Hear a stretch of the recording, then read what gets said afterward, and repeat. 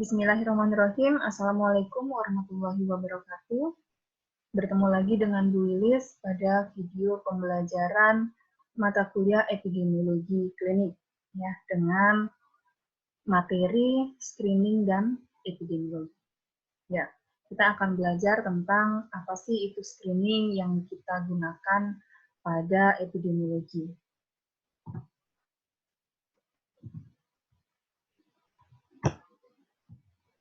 Oke.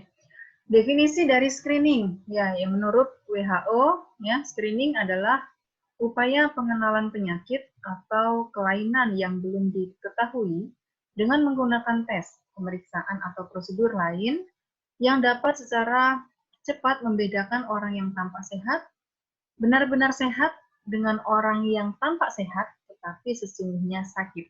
Ya, ada dua ya, orang yang tampak sehat dan benar-benar sehat, atau orang yang tampak sehat tetapi sebenarnya adalah sakit. Ya.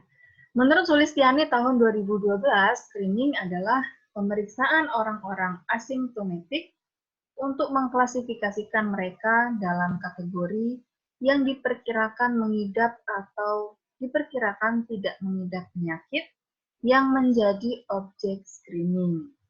Ya.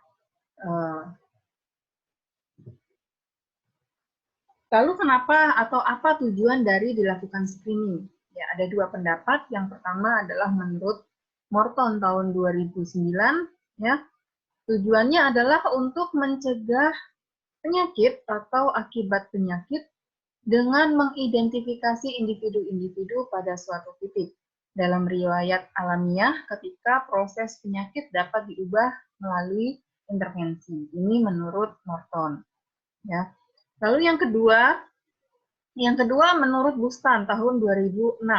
Ya, ada 5 tujuannya. Yang pertama adalah mendapatkan mereka yang menderita sedini mungkin sehingga dapat dengan segera memperoleh pengobatan. Jadi kita mencari orang yang memang benar-benar sakit untuk bisa segera mendapatkan pengobatan. Lalu yang kedua adalah screening untuk mencegah meluasnya penyakit dalam masyarakat. Lalu yang ketiga, mendidik dan membiasakan masyarakat untuk memeriksakan diri sedini mungkin. Memberikan gambaran kepada petugas kesehatan tentang sifat penyakit dan selalu waspada melakukan pengamatan terhadap gejala dini. Dan yang terakhir adalah untuk mendapatkan keterangan epidemiologis ya, yang berguna bagi klinisi dan juga proses penelitian. Itu ya, jadi screening digunakan untuk segera mengetahui seseorang ini apakah sakit atau tidak, untuk segera dapat dilakukan pemeriksaan, gitu ya, untuk alat bantu bagi petugas kesehatan mengetahui apa sih sebenarnya jenis penyakit ini, ya, lalu tanda gejala pastinya apa, artinya kita untuk mengetahui salah satu atau suatu penyakit, ya, sehingga kita bisa berhati-hati atau kita bisa menghindari penyakit itu. Contohnya sekarang saat ini sedang adanya wabah COVID-19 ya, corona yang kita kenal dengan corona gitu ya. Nah, ini sudah ada, itu artinya dilakukan screening ya kan pada orang-orang yang mungkin baru datang dari luar daerah atau memang orang yang sudah kontak dengan orang yang terpapar gitu ya dan segala macam. Jadi untuk mengetahui apakah dia terkena penyakit, tertular COVID atau tidak gitu ya, dilakukan screening. Nah, syaratnya apa saja untuk kita melakukan screening? Ada 10 ya. Yang pertama adalah penyakit yang dituju harus merupakan masalah kesehatan yang berarti di dalam masyarakat dan dapat mengancam derajat kesehatan masyarakat. Ya, betul. Ya, artinya kalau kita lihat COVID ini sangat mengancam derajat kesehatan masyarakat di Indonesia maupun di dunia. Ya, kita tahu penyakit ini juga tidak datang dari Indonesia, ya, datang dari luar negeri yang pada akhirnya menyebar sampai ke beberapa negara termasuk Indonesia. Ya, tuh. Lalu Tersedianya obat yang potensial dan memungkinkan pengobatan bagi mereka yang dinyatakan menderita penyakit yang mengalami tes. Keadaan penyediaan obat dan jangkauan biaya pengobatan dapat mempengaruhi tingkat atau kekuatan tes yang dipilih. Lalu yang ketiga, tersedianya fasilitas dan biaya untuk diagnosis pasti bagi mereka yang dinyatakan positif, serta tersedianya biaya pengobatan bagi mereka yang dinyatakan positif melalui diagnosis klinis. Ya.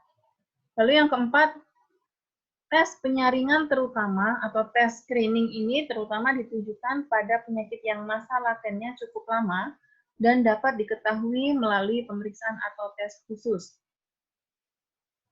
Syarat kelima adalah semua bentuk atau teknis dan cara pemeriksaan dalam tes penyaringan atau tes screening ya harus dapat diterima oleh masyarakat secara umum. Tes screening hanya dilakukan bila memenuhi syarat untuk tingkat sensitivitas dan spesifisitasnya, ya, karena kedua hal tersebut merupakan standar untuk mengetahui apakah di suatu daerah yang dilakukan screening berkurang atau bertambah frekuensi endemiknya atau pandemiknya. Ya, nanti kita akan belajar apa itu sensitivitas dan apa itu spesifisitas. Ya, bagaimana cara menghitungnya, lalu yang kejadiannya seperti itu. Lalu yang ketujuh adalah sifat perjalanan penyakit yang akan dilakukan tes harus diketahui dengan pasti. Ya, adanya suatu nilai standar yang telah disepakati bersama tentang mereka yang dinyatakan menderita penyakit tertentu. Jadi kita kembali lagi contoh yang corona ya, sifat perjalanannya kita harus tahu dulu kenapa dia harus dilakukan screening. Apakah seseorang itu baru pulang dari luar kota yang menjadi kota zona merah ya, atau dia sempat terpapar sama orang yang mungkin baru pulang dari zona merah ya, atau dia memiliki gejala-gejala yang mengarah kepada penyakit yang atau wabah yang saat ini sedang ada, misalkan seperti itu. Jadi harus jelas dulu sifat perjalanannya, ya harus tahu dulu gitu ya, kenapa dia harus lakukan screening.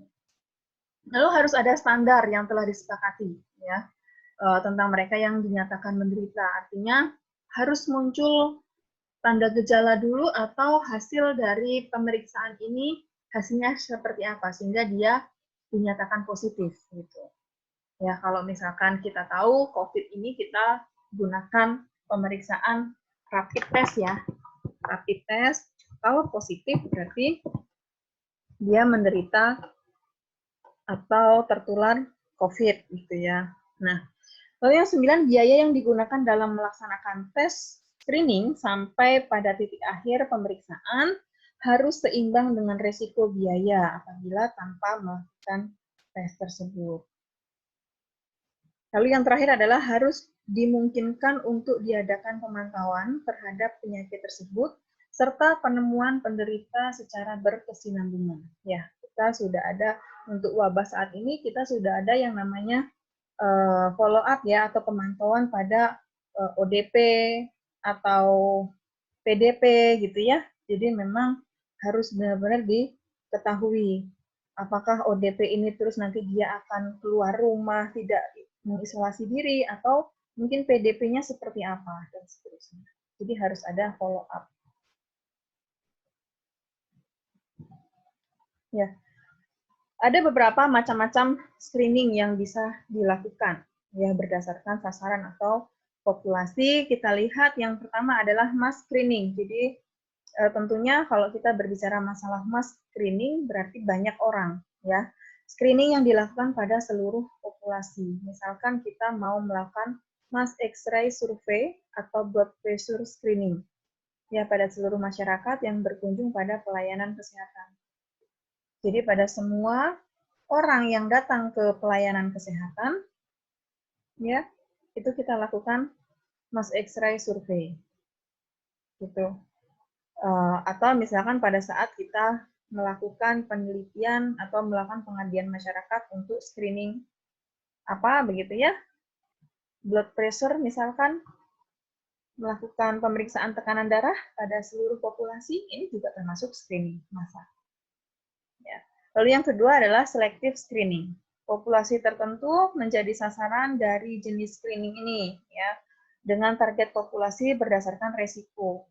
Tujuannya pada kelompok resiko tinggi untuk mengurangi dampak negatif dari screening. Contohnya, dilakukan pemeriksaan pap smear, ya, pada usia yang lebih dari 40 tahun untuk mendeteksi apakah ada CA cervix.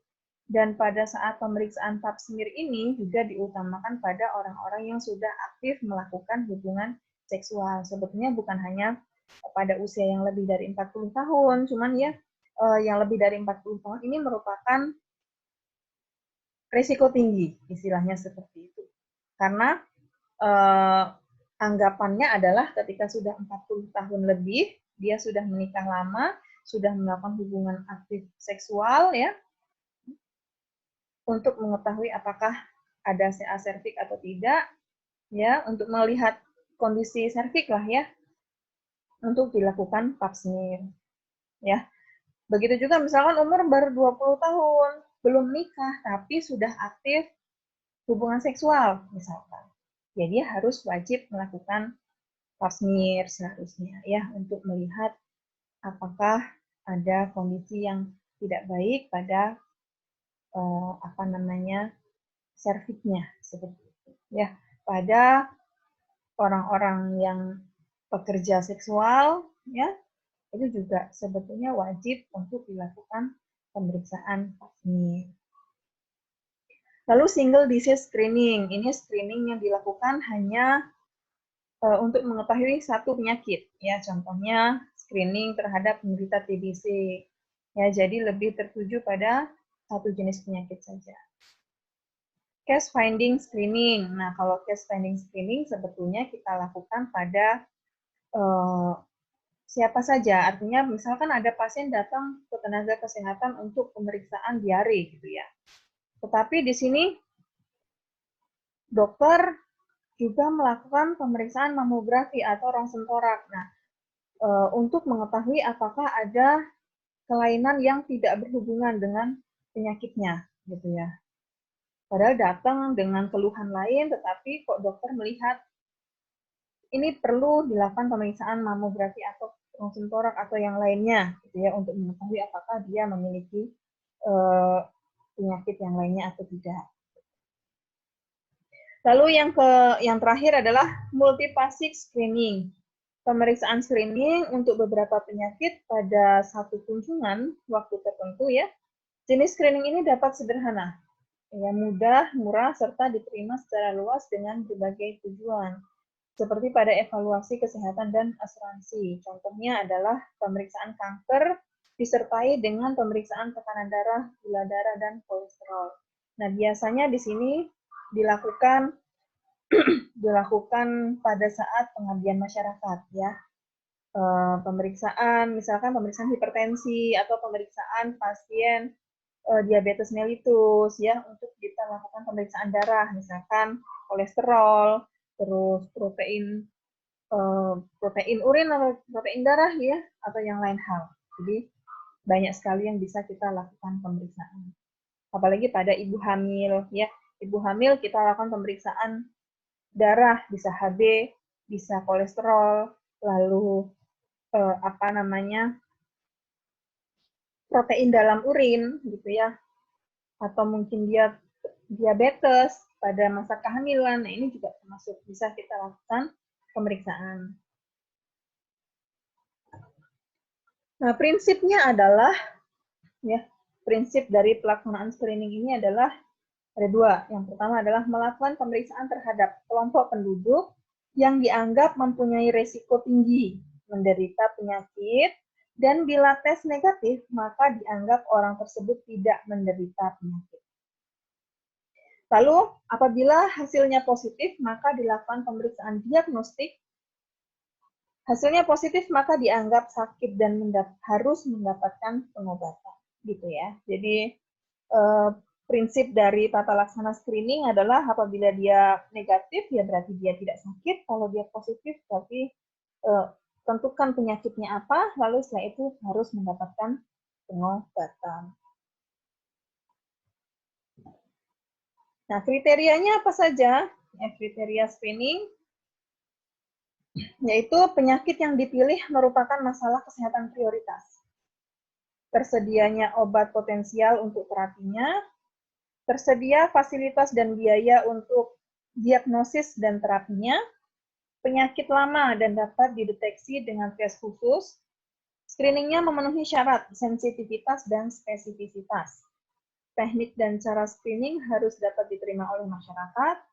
Sifat perjalanan penyakit dapat diketahui dengan pasti. Ada SOP tentang penyakit yang lagi di screening ya. Biaya screening harus seimbang dengan resiko biaya bila tanpa screening dan penemuan kasus terus-menerus. Ini kriterianya ya. Lalu uji screening.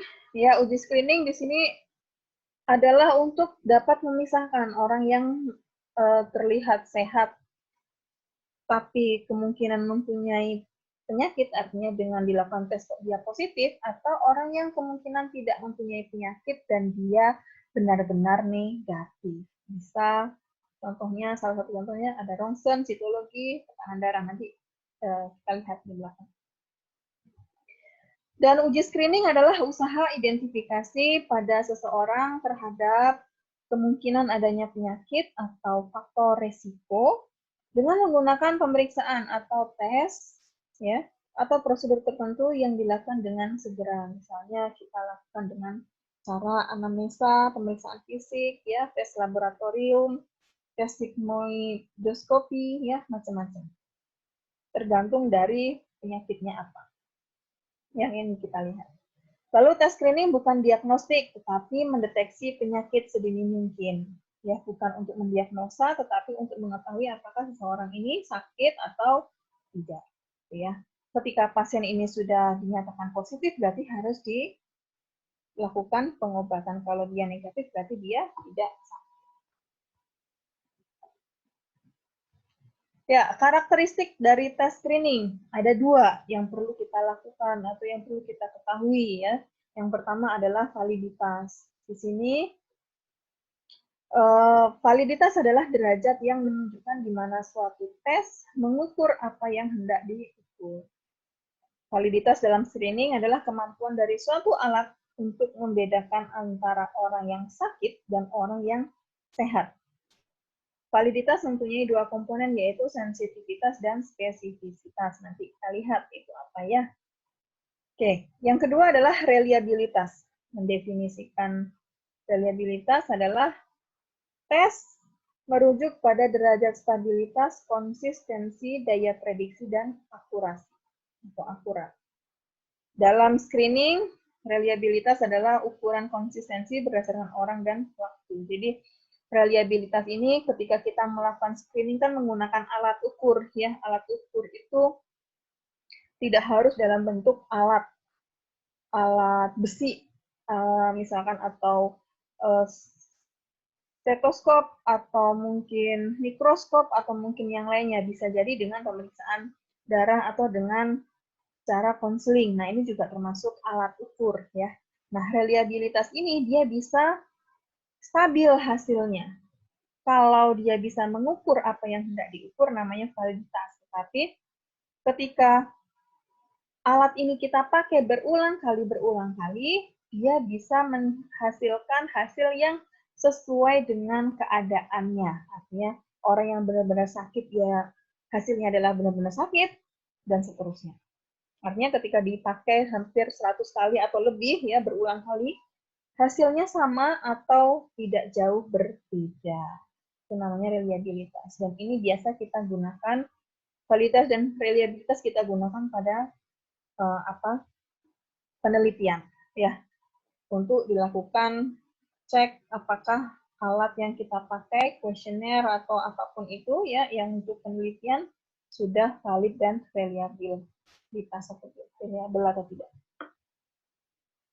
Ya, sekarang kita lihat apa itu sensitivitas. Sensitivitas atau kepekaan. Kepekaan siapa? Nah, kita berbicara masalah alat ya. Jadi, kemampuan yang dimiliki oleh alat untuk menunjukkan secara tepat ya individu-individu yang menderita penyakit. Atau sensitivitas adalah besarnya probabilitas seseorang yang sakit akan memberikan hasil tes positif pada tes diagnostik tersebut. Sensitivitas merupakan true positive rate atau TPR dari suatu tes diagnostik. Ya, jadi kita lihat. Nah, di sini ya untuk sensitivitas dan spesifisitas merupakan komponen ukur. Jadi ada beberapa yang harus kita ketahui. Yang pertama adalah true positive dari komponen sensitivitas dan spesifisitas. Ada true positive, artinya menunjuk pada banyaknya kasus yang benar-benar menderita penyakit dengan hasil tes pemeriksaan positif. False positive, ya, ada banyak kasus yang sebenarnya tidak sakit, tetapi tes yang ditunjukkan hasilnya adalah positif. True negatif menunjukkan pada banyaknya kasus yang tidak sakit, tetapi hasilnya negatif. False negatif ya merujuk pada banyak kasus yang sebenarnya menderita penyakit tetapi hasilnya negatif. Ya, contoh misalkan ketika kita sekarang ini sedang ada wabah ya. True positif kita tahu bahwa gejala-gejalanya adalah apa? Tenggorokannya nyeri, ya, ada demam, batuk, atau apalagi flu juga ya. Nah, ketika true positif adalah ini muncul, gejala-gejala ini muncul. Setelah dilakukan rapid test atau tes untuk apakah positif corona atau tidak, ternyata setelah dites hasilnya positif.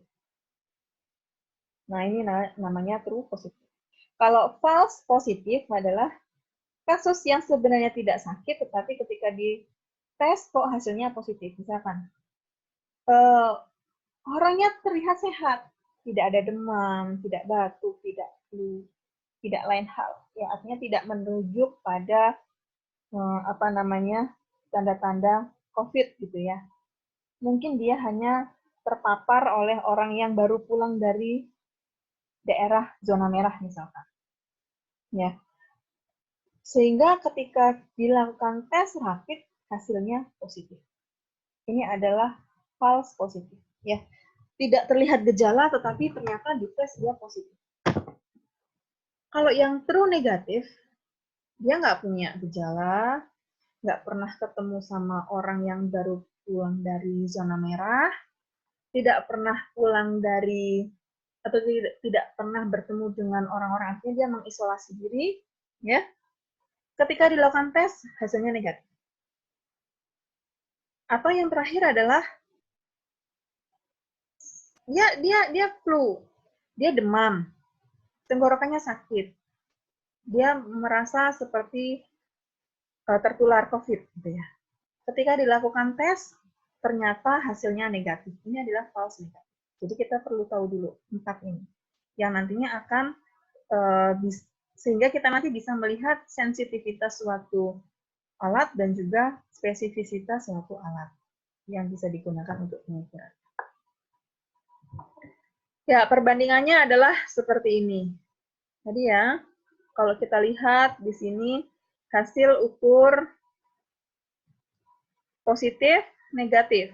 Penduduk dengan penyakit tanpa penyakit. Di sini nanti true positif kita sebut dengan TP, false negatif kita sebut dengan FN, false positif kita sebut dengan FP, true negatif kita sebut dengan TN. Ya, kita lihat ke bawah dulu. Ya, rumus sensitivitas adalah seperti ini. Ini sama dengan tabel tadi ya. True positif kita kasih kode A, false positif kita kasih kode B, false negatif kita kasih kode C, dan true negatif kita kasih kode D. Hasilnya adalah positif dan negatif. Ya, di sini ada A dan B dan seterusnya. Rumus sensitivitas adalah subjek dengan diagnosa dan penyakit yang positif. Berarti ada di true positif. Ya, true positif. Ada diagnosa dan penyakitnya positif. Lalu dibagi dengan jumlah seluruh subjek yang dengan penyakit. Berarti penyakit positif A plus C. Ya, itu. Sehingga di sini adalah true positif atau A, kita lihat ya sebelah kanan, dibagi dengan true positif A plus C. Itu ya. Jadi nanti kita lihat contohnya. Pada 1.000 orang ibu hamil, ya data diperoleh terdapat dari 1.000 ini 200 orang ibu hamil menderita penyakit X. 800 ibu hamil tidak memiliki penyakit X. Ya, ada dua penyakit. Ada dua kategori. Satu sakit, dua tidak sakit. Lalu setelah dilakukan pemeriksaan laboratorium, yang dicek adalah HB-nya, ya. 200 orang yang tadi sakit, itu 150 ibu hamilnya positif, menderita penyakit X tadi, sedangkan yang 50 ibu hamil negatif. Paham ya, sampai di sini ya. Jadi 200 ini kita bagi dua, positif dan negatifnya. Ternyata 150 setelah dilakukan tes kadar HB, dia positif sakit. Dan 50 orangnya negatif. Lalu yang 800 tersisa yang tadinya kita anggap tidak menderita penyakit, gitu ya.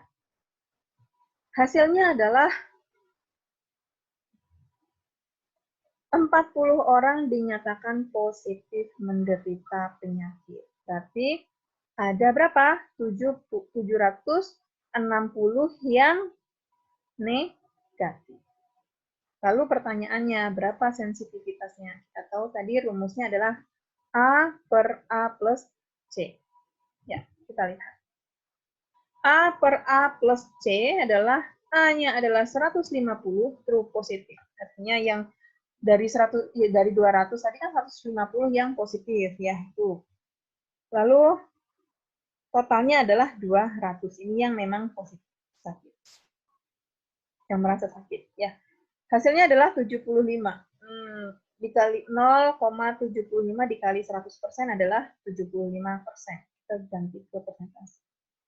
Sehingga di sini subjek yang positif atau yang memiliki tanda gejala terkait dengan penyakit X yang mungkin diderita itu sebesar 75% dari semua subjek yang merasa benar-benar sakit. Interpretasi yang kita bisa lihat adalah semakin besarnya presentasi sensitivitas, harusnya ya nilainya semakin baik. Karena kenapa? Akan mengurangi resiko penularan atau kematian yang disebabkan oleh penyakit tersebut. Jadi memang hanya orang-orang yang memiliki gejala yang akan sakit. Ketika orang-orang tidak memiliki gejala, kemungkinan besar dia tidak sakit. Intinya begitu. Semakin kecil persentase sensitivitas, semakin bahaya. Kenapa? Karena makin banyak orang yang sebenarnya sakit, tapi tidak merasa sakit, jadi seperti sehat, ya, sehingga karena dia merasa sehat, dia tidak berobat atau tidak melakukan pemeriksaan. Karena akan dapat menularkan penyakitnya kepada orang lain. Ini yang kita perlu perhatikan pada kondisi sekarang. Kenapa kita perlu mengisolasi diri, ya, karena ada orang yang sebetulnya mungkin dia terpapar, dia membawa karier, membawa virus ini, tetapi tidak mempan ke dirinya, artinya tidak sakit, gitu. Tapi dia bisa menularkan kepada orang lain. Ini yang bahaya. Ya, bila screeningnya pada penyakit menular. Nah ini, kita tahu COVID sangat menular. Ya, yang berikutnya adalah spesifisitas, adalah kecermatan. Ya, kemampuan dari tes screening ya untuk mengidentifikasi secara benar orang-orang yang sehat atau yang tidak beresiko. Kemampuan untuk menemukan orang-orang yang tidak menderita penyakit. Ya, kita lihat sama ya, rumusnya hanya berpindah. Kalau tadi kita yang kita lihat adalah yang dengan gejala positif, ya, yang ini kita lihatnya yang dengan tidak sakit. Kita merasa tidak sakit atau tidak muncul gejala, gitu ya. Ada subjek dengan diagnosa dan penyakit yang negatif. Dibagi dengan jumlah seluruh subjek dengan penyakit negatif. Atau intinya adalah D per D plus D. Salah. D per B plus D. Ya. Kalau kita lihat dari soal, sama soalnya masih seperti yang tadi ya. Kalau tadi kita lebih ke yang 200.000 hamil yang menderita penyakit, kita lebih ke, kalau spesifisitas kita lihat yang 800.000 hamil yang tidak memiliki penyakit. Ya, dari 800 itu, ya, yang positif adalah 40. Jadi yang negatif adalah 760. Kita lihat ya. D yang benar-benar negatif adalah 760. Berarti 760 dibagi 800. Ya, hasilnya adalah 0,18 atau 18%. Ya. Subjek yang negatif atau tidak menderita atau memiliki penyakit X dari screening adalah 18% dari semua subjek yang tidak sakit. Nah, kita lihat interpretasinya adalah makin besar persentase spesifisitas harusnya makin baik ya, karena akan mengurangi kesalahan pengobatan atau perawatan sehingga orang yang sehat tidak dikira sakit, tidak perlu dilakukan pengobatan.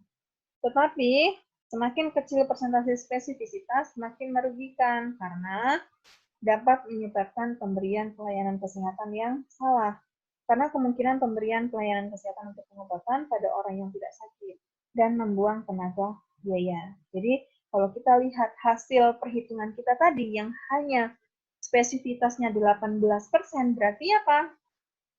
Dia kecil, tidak baik gitu ya. Seharusnya adalah nilainya tinggi. Nah, catatan di sini yang perlu kita tahu adalah probabilitas hasil uji yang positif pada orang-orang yang mengidap penyakit A per A plus C. Spesifitas D per B plus C. Ini ya, yang perlu kalian ingat. Untuk nanti bisa menjawab soal-soal sensitivitas dan juga spesifisitas. Nah, predictive value probability ya adalah nilai probabilitas prediksi suatu penyakit dari hasil suatu tes atau pemeriksaan. Untuk menilai sejauh mana efikasi atau kemajuan atau kemujaraban dari suatu tes screening dengan dua nilai ramalan, yaitu yang pertama positive predictive value atau probabilitas yang menderita penyakit terhadap semua hasil tes positif. Atau yang kedua adalah negative predictive value atau probabilitas yang tidak menderita penyakit terhadap semua hasil tes negatif. Artinya tadi nomor 1 adalah sensitivitas, yang nomor 2 adalah apa? Spesifisitas. Nah, beberapa contoh screening yang kita tahu, ya masih banyak lainnya, ini hanya contoh saja, nanti bisa kalian cari apa saja contoh-contoh screening. Yang pertama ada mamografi. Mamografi untuk mengetahui apakah seseorang terkena si anomie atau tidak, ya. Dengan melakukan pemeriksaan radiologi menggunakan sinar X ya untuk mendeteksi apakah pada payudara seperti benjolan yang dapat dirasakan.